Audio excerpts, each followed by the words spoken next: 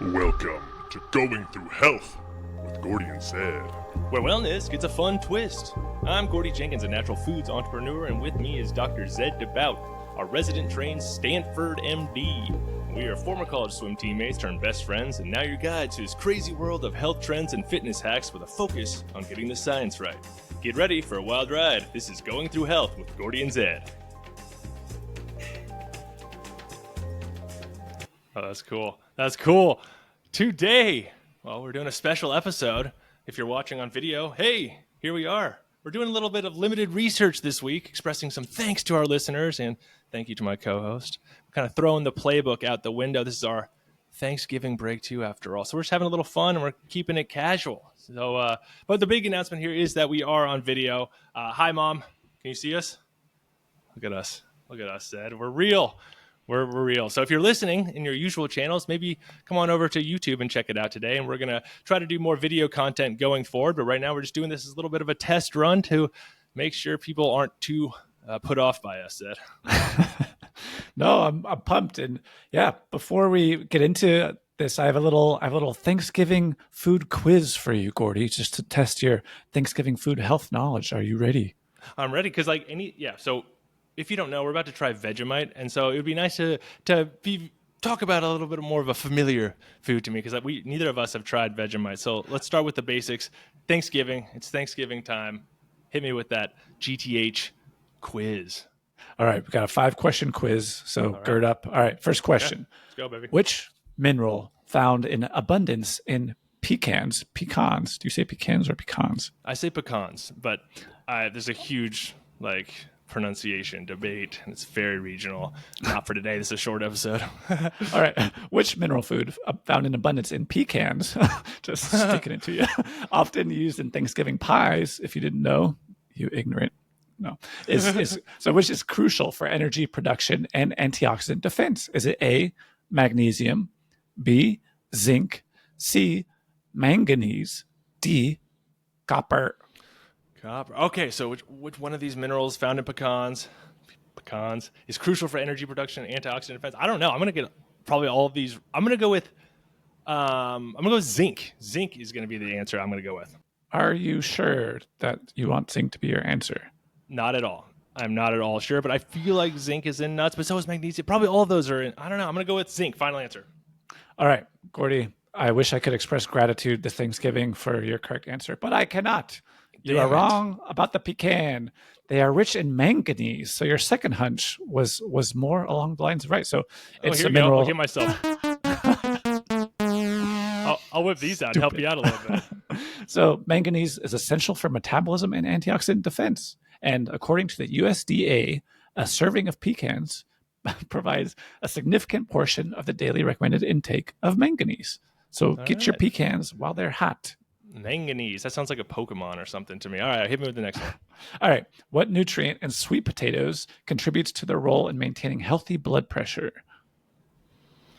All right, you give me some choices? No, this one's short answer. All right. A, calcium. B, potassium. C, iron. Or D, sodium. All right, I'm going to say, I don't know. I mean, it's not gonna be sodium. It's not gonna be let's go with potassium. Potassium, it comes from the ground. A lot of potassium in the earth. Potassium is my answer. Potassium and the yamsiums. Is that mean yes? Yes. Express gratitude to my co-host for getting it right. Yeah, sweet potatoes high in potassium, which helps regulate blood pressure by balancing the effects of sodium. And yeah, the American Heart Association highlights the importance of potassium in maintaining heart health. Hey-o, so AHA. All right, cool. Get your yams. All right. All right. Third question. Which component of cranberries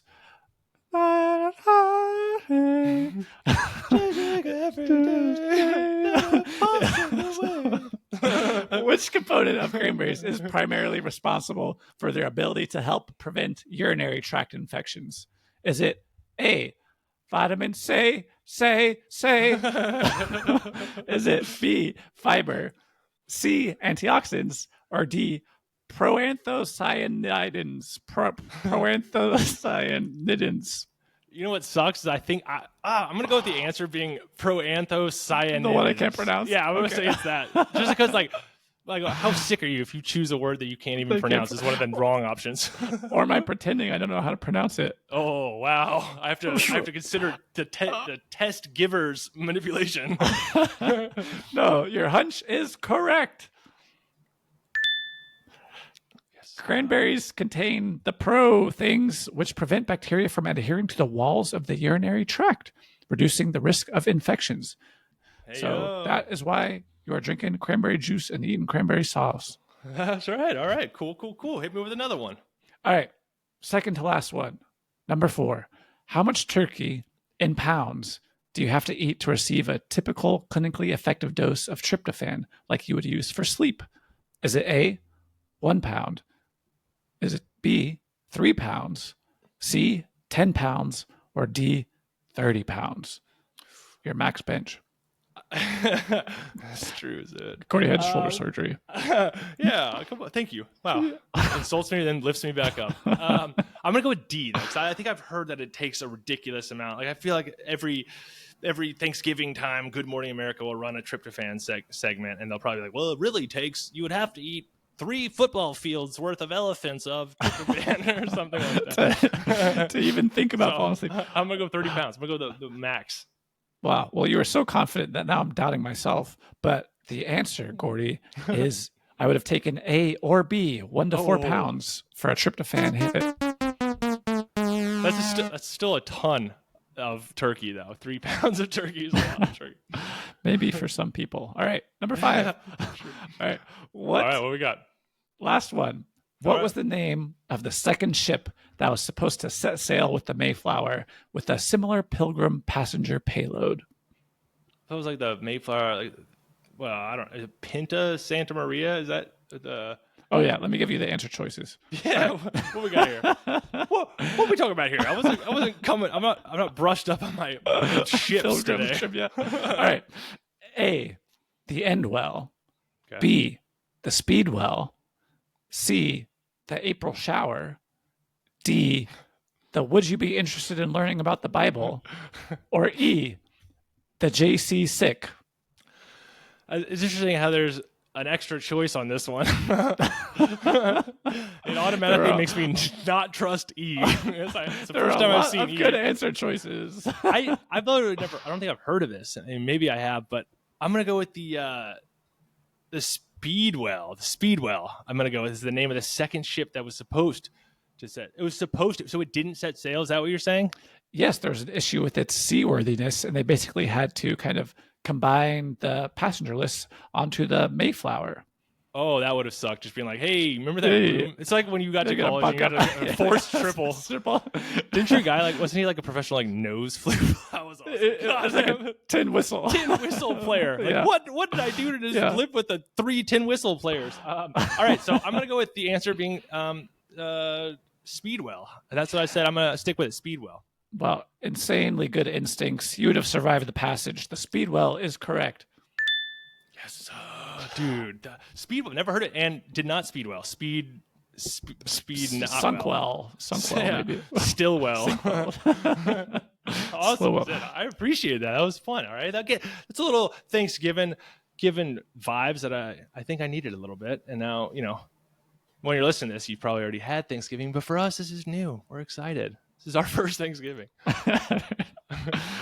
Before we start digging in, let's give thanks because our topic today, this bad boy Vegemite, is one versatile spread. In our vitamin B12 episode a couple weeks ago, or last week, we talked about how it played a starring role in an Australian health campaign during World War II, and it provided a convenient, nutritious source of B vitamins. And it was a spread meant to keep Aussies strong and healthy.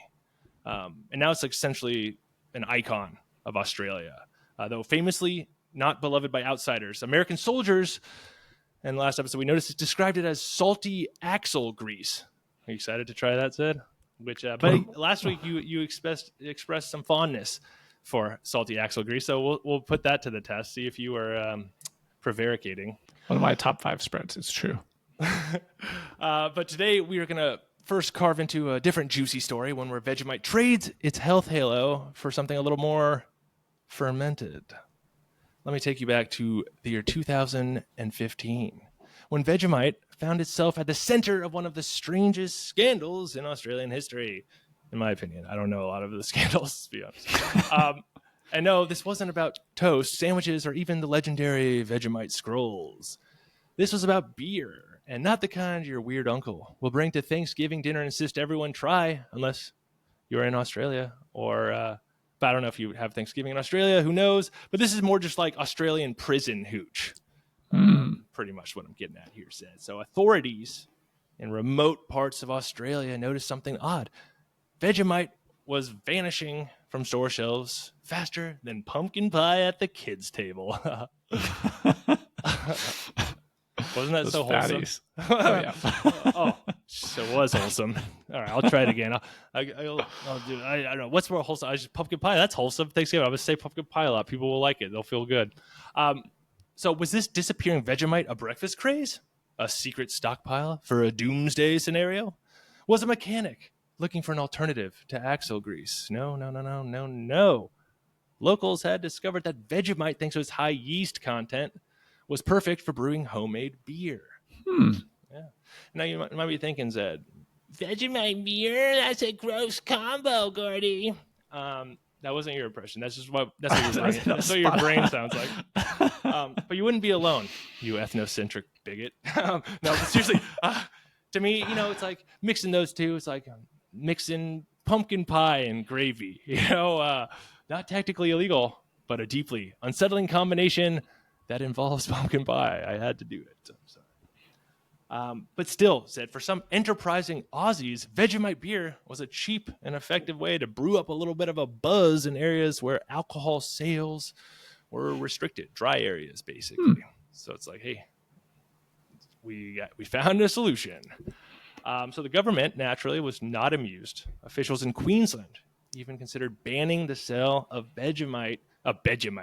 banning the sale of Vegemite in certain towns, declaring it a precursor to criminal behavior. A precursor to criminal behavior. Yeah, I think I remember that part of Minority Report. Do you remember that from the DARE program? Like they give you the gateway spreads. Yep. Get you into more serious spreads. So yeah, imagine this. That Vegemite, a beloved national icon, was now being treated like contraband. Critics were outraged, calling this proposal un-Australian, which is like their equivalent of saying un-American, I'd imagine. Like when you're just outraged, you want to make a grandiose statement that like blankets society a little bit. Like, this is so un-Australian. I call everything un-Australian, though. I'm like, that's very un-Australian, but I'll do it. So the idea of banning Vegemite was so ridiculous that it became sort of an international joke. Hence we're talking about it today. Evidence International. They kind of just suggested that Vegemite smugglers are now public enemy number one. But thankfully, cooler heads prevailed and toast lovers prevailed. And the ban never ended up happening.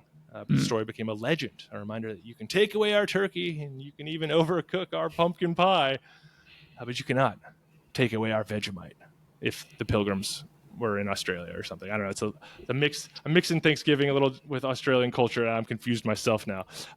But before we prepare to taste this iconic spread, let's just all be thankful that we don't have to brew it to enjoy it, unless maybe next year we'll do a taste test of we'll each brew our own Vegemite beer. Beer. Oh, wow. Yeah, next year for sure. Yeah, next year. So, but shall we just get right into it? What do you think? Yeah, let's do it. You want to start? Yeah, I'll start us off. Let's see. All right, so here we go. Oh, well, first off, what do you have? You have the precursor to the precursor of crime, Marmite. I have the OG precursor, Marmite. Yeah, because it was invented, I remember in the last episode, the B12 episode I talked about, it was invented by this Australian chemist, Cyril Callister, I believe, in the 1920s, to be an Australian response to Marmite. Marmite had already existed since about the turn of the century, and it was popular in Britain.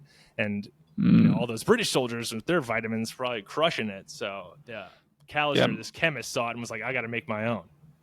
Got to make, this one has a cool little like insignia on the like the seal, and What yeah, is it it? says by appointment to Her Majesty the Queen, manufacturers of food and household products, Unilever UK. So yeah, real official stuff. So they made it before the queen died. So that's an old bottle, huh? That's an old bottle.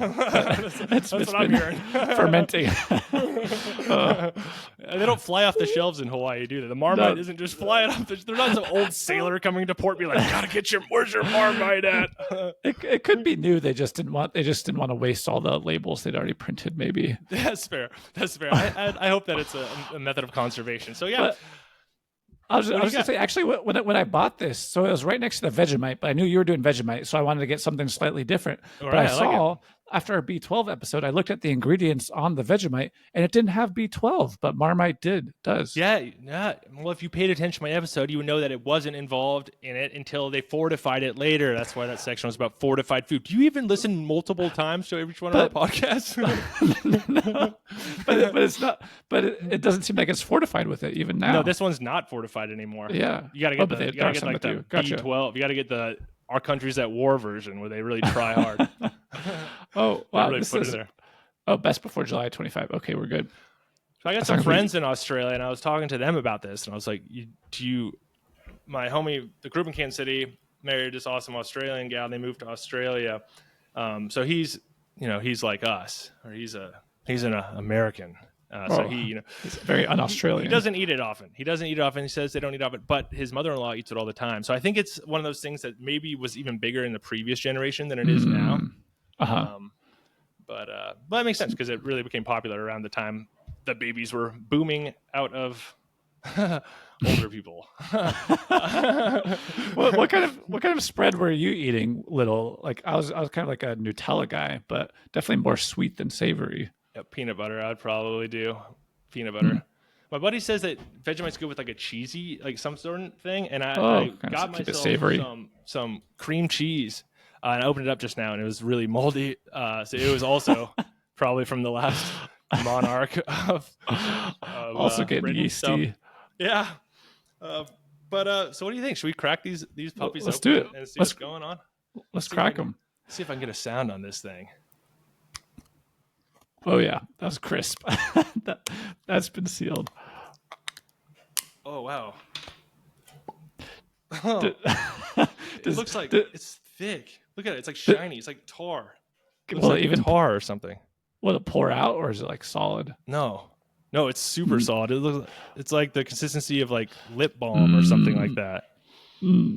What about you? Mine has a cool little marketing phrase that says, "Wake up your taste buds. Put the oomph in your breakfast." So I guess only for breakfast, and only if you want oomph in your breakfast. Mine says, "Check out our mighty merch store," and it says, "Proudly made in Australia since 1923." Ooh, mine's a little. I could not hold mine upside down. It's a little bit more fluid. It's kind of like molasses consistency, I'd guess. Interesting. Yeah. I could not hold this upside down if I tried. Dude, what does it smell like? What does your smell like? Ooh, I think I'm gonna like this. It smells very rich. Tiny bit like soy sauce. Yeah, I actually smell the sweet, like a soy sauce too. Yeah, interesting. A little soy sauce. Yeah, when I was doing research for this episode, I was looking on my phone. I was looking up where to buy Vegemite here in Honolulu, and my wife kind of caught a glimpse of my phone. I was trying to hide it because I was dreading. I was like, "Oh no, it's fine. I'm on Tinder. It's nothing. I don't have to explain Vegemite." But no, she's like, "Oh, Vegemite. I love Vegemite. It's so good." And so that was kind of alarming though, because she likes some pretty nasty things. So that wasn't inspiring. But yeah, like she's hey. All right, we're going back to audio only. But no, yeah, she said she loves it, so I'm curious to try it. She said, make sure you don't. I had to stop her from opening it before the show because she wanted to have some. But all right, go for it. All right, so I'm gonna just go with a spoonful of this, or like a little smack roll. Dab. I don't know if it's things. There it is. Like, wow, that is so solid. It's so tarry. Atari. Tart. All right, here I go. Oh, ooh, that's a lot. That was a big bite.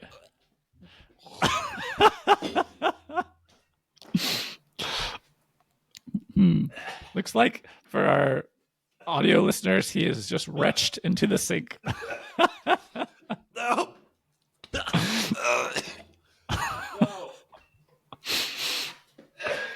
I cannot tell if he likes it or not. He is retching. He is coughing.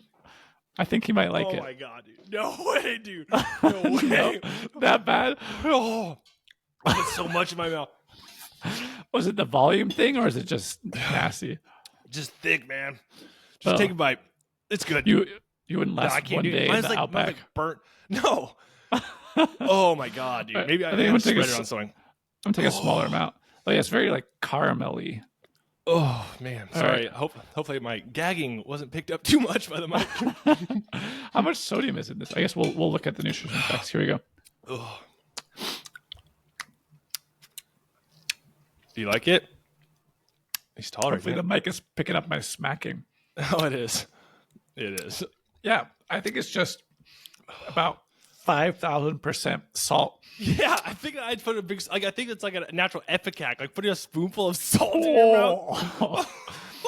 Oh, wow. Like, have you ever had miso? Like Yeah, miso yeah. paste? Yeah, that's what it's like a bouillon. I guess a it's kind of bouillon like cube yeah, or it's like a whatever. bouillon. Yeah, bouillon. I can't say that. Bouillon. A bouillon. What? Like right when I was like, when I knew what it was, I was like, oh crap, it's that BOUILLION thing. I mean, I can see like if you're just sweating like crazy and in like the hot Outback and you just need some. It's the last thing I'd want when I was hot. Oh. Like, trying to at think. least it'd be runnier, so it could like pour down my throat faster instead of. Man, Wow. that was Ooh, I don't like it. I'm trying to envision it as a spread like on toast. I'm gonna Maybe- try a tiny bit of it, like a tiny bit. Like that was so much. I bet my Australian viewers are gonna be like, "What was he doing?" I didn't know. I didn't know. So I'm just doing Yeah, a try- tiny try. bit. Oh, it's good on a cracker. No, it's just saltine. I wish it wasn't salty. That's just a salty cracker. Got a hat on a hat there. So salty, man. I gotta find something to salty saltines up. Well, I think you enjoyed it more than me though. So, but like, how could you possibly use it? You would have Yeah. to do a tiny bit of it in the just base of a stir fry. I don't even know. Yeah, or just a nanometer thickness on toast. I can see something fatty like the cheese cutting a little bit, so that makes sense what Brian's saying. Yeah. Oh, I mean, I guess I get it. Like it's not horrifying, but it just tastes like a salt bomb to me, like a very umami salt bomb. I just took a big spoonful, and that was the mistake. And I don't mean to offend our Australian listeners, but that was the worst thing I've ever taken a spoonful of. And he's taking a spoonful of it. Everything. Oh, Wow. man. Yeah. Yeah, but okay, no. so I wouldn't recommend that. I don't know if I could incorporate that into a Thanksgiving dish. Ooh, like maybe like a sauce. Just use it like a bouillon cube for the gravy or something. Yeah. I don't know. I don't know. Base I the turkey could with see, Vegemite. I could see a beer made out of it. Like I honestly could. It like needs to be watered down and mixed with something. By like a gallon. Yeah. To 5 gallons of I can see like maybe a big like turkey sandwich and just using it as a little bit of spread, like a very salty spread. It would just have to And be a touch, like just like the La Croix Vegemite, Yeah. sparkling yeah, water. I guess putting it on the sandwich bread and then throwing away the bread and just eating the turkey, I can kind of see. Wow. Oh man. Yeah. So I don't know. I don't know if I will have that again, but I have a lot of it left, so I'm gonna have to figure out something to do. Maybe I'll find some Australian person nearby and Send it lure to them me. in. I'll give it to my wife. yeah. Oh yeah, seriously. It'll probably be good for a while. So next time I see you, I will be sure to do that. Because I don't know. I would give this 0. I would give it like maybe a -3 because it like actively hurt me. -3 out of what though? Just again, my ratings aren't based off of a scale. It just represented It's just the feel of the number. Single integer. Oh, gotcha. Just a number vibe. It's a vibe. I go by that's a -3 feel. Doesn't matter. -4 isn't worse, or -2 isn't, just -3. well, on a scale of vitamins contained, B vitamins contained, I'm going to give it a B. I'm going to give it a 12 out of 12 because it has thiamine, riboflavin, niacin, vitamin B12, and folic acid. So pretty comprehensive there. Oh, there's But- the salt. So per 100 grams, 8.25 grams are salt. So That it's seems just like like a lot. it's basically 10% salt. Tastes like more than that. That Tastes seems like low. way more than that. That's It tastes salt like is 100% salt. it really does taste like 100% salt. Yeah, I would give it a taste-wise. Oof. All right, I think I would give it a 7 out of 10 because I can see the potential. Whoa. Yeah, I think I would not eat it with a spoon, but I think it could really make something nice and salty and tasty Yeah. in the right amount.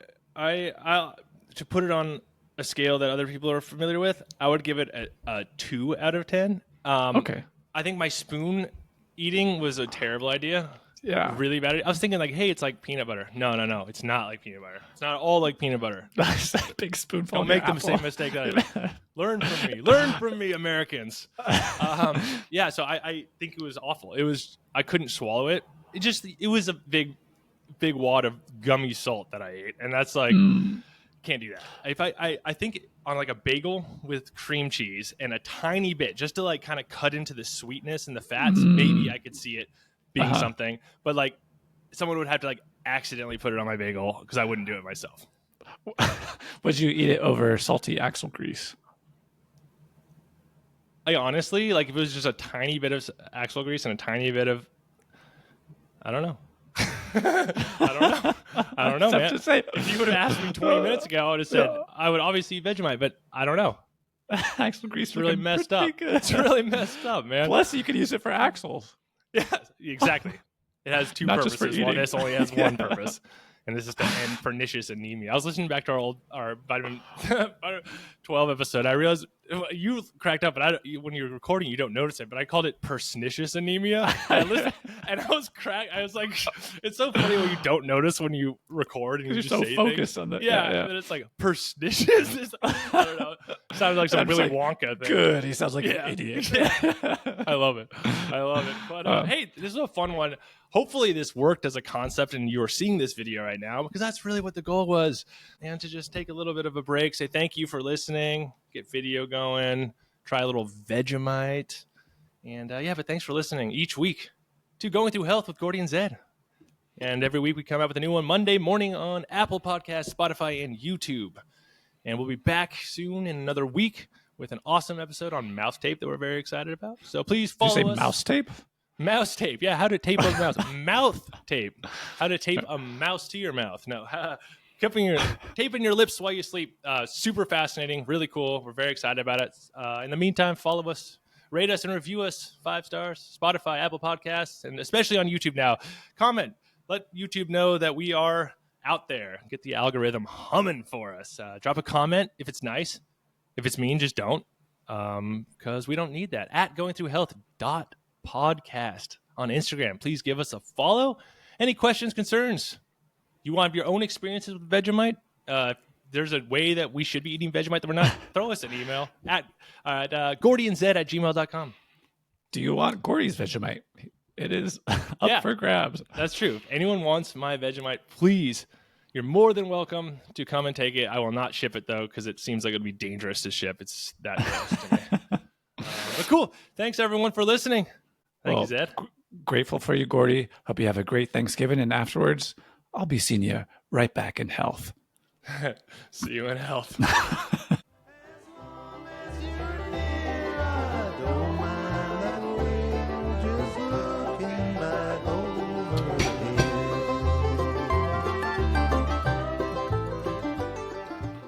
Hey, this is Zed. This podcast is intended solely for general informational purposes and does not represent the provision of medical advice or the practice of any professional healthcare services.